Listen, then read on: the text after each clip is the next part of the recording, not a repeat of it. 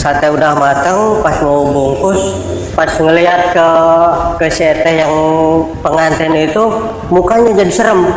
Jadi ini pada keluar darah dari sini, dari leher kayak bekas ngegorok gitu.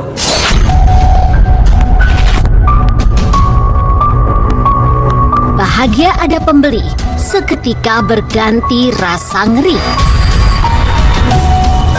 Sate yang semula dipesan perempuan cantik berbalut pakaian ala-ala pengantin berubah wujud menjadi rupa menyeramkan.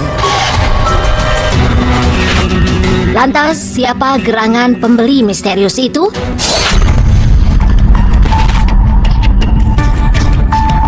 Di antara perjuangan pedagang makanan keliling mencari rejeki, inilah kisah irasional yang mereka alami.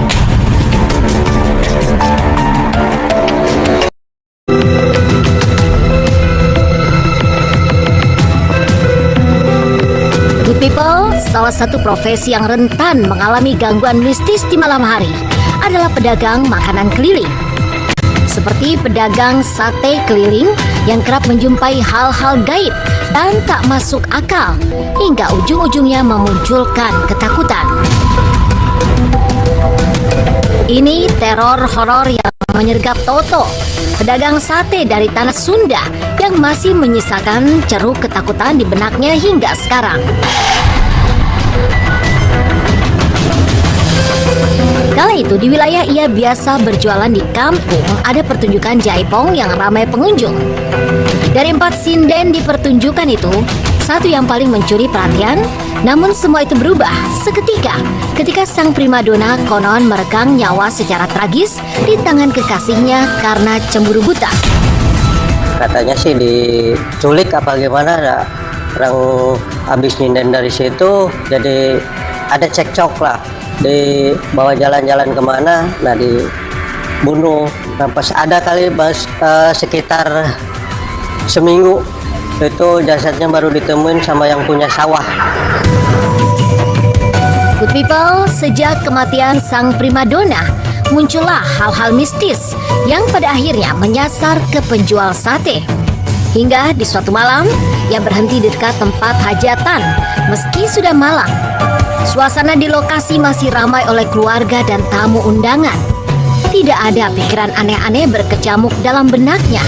Sampai seorang pembeli datang memesan sate 2 kodi atau 40 tusuk.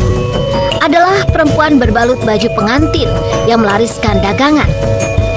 Semula, sosok pembeli dikira si pemilik hajat di tempat kondangan. Namun ketika asik membakar sate, tercium aroma menyengat menusuk hidung. Bukan bau harum bumbu sate. Sang pedagang justru mengendus bau bangkai. Kita lagi duduk, tahu-tahu ada yang sate masih ayah, malam kan di Sunda gitu ya, di desa. Kata saya masih, tapi itu pengantin pakainya. Saya nggak curiga itu setan gitu ya. Itu wanginya nggak ada kali dalam dunia wanginya. Nah saya ngepasin, nyalain areng, udah hampir mateng. Saya kan ngepasnya nunduk gitu ya, ngeliatin takutnya angus apa gimana satenya. Tahu-tahu bukan bau sate, bau wanginya. Kalau itu kan otomatis wangi sate wanginya. Itu mah kok karena saya kayak bau bangke. People, aroma tak biasa dari bau sate yang dibakar menjadi awal mula rentetan peristiwa misterius yang dialami si pedagang sate.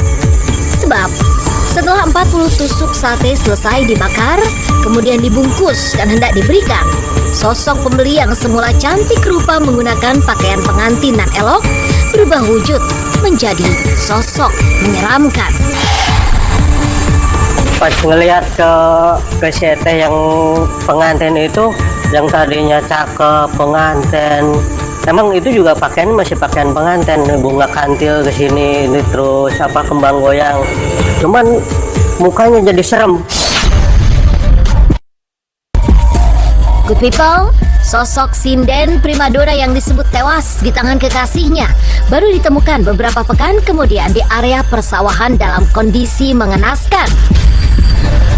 Sebelum jasadnya ditemukan, nyaris setiap malam warga dan orang-orang yang berdagang bersentuhan dengan kehadiran misterius sosok berwujud wanita. Sering, makanya di situ warga pokoknya hampir tiap malam lah diteror. Sebelum ketemu jasadnya itu sering banget ketemu sama warga-warga itu. Jadi istilahnya benar-benar diteror lah. Kalau secara orang ngomong mah mungkin minta tolong, minta disempurnain.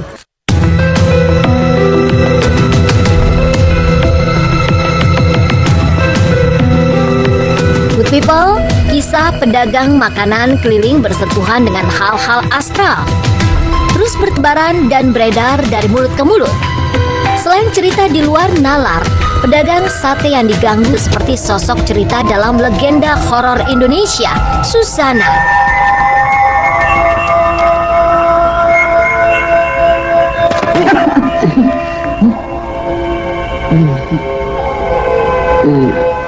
Mele apanya? Sate. Sate. Sate. Berapa tusuk? 200 tusuk makan di sini. Ceng bangun. Sate 200 tusuk makan di sini. 200 tusuk. Iya. Tangan dok ini. Silakan, Jeng. Ini mentah, Jeng. Biarin, mentah juga enak.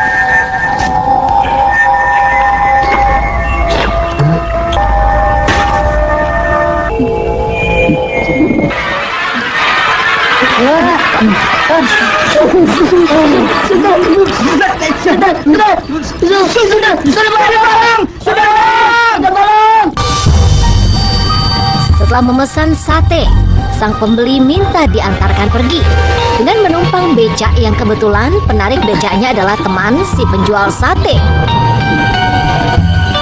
Girang mendapat pelanggan, si penarik becak justru tak kunjung kembali dalam waktu cukup lama. Barulah menjelang subuh, sang rekan ditemukan di sekitaran area makam, tengah tertidur pulas dalam becak. Bertukar cerita, betapa terpana pedagang sate ini mendapati kisah penarik becak mengaku mengantarkan perempuan itu ke rumah megah. Padahal di area sekitar tak ada satupun bangunan selain deretan makam. Tadi nganterin siapa? Nganterin cewek. Rumahnya cakep banget, katanya rumahnya gedung kayak istana gitu. Tapi kok jadi di kuburan? Dah, berarti bukan cewek bener, kata saya gitu.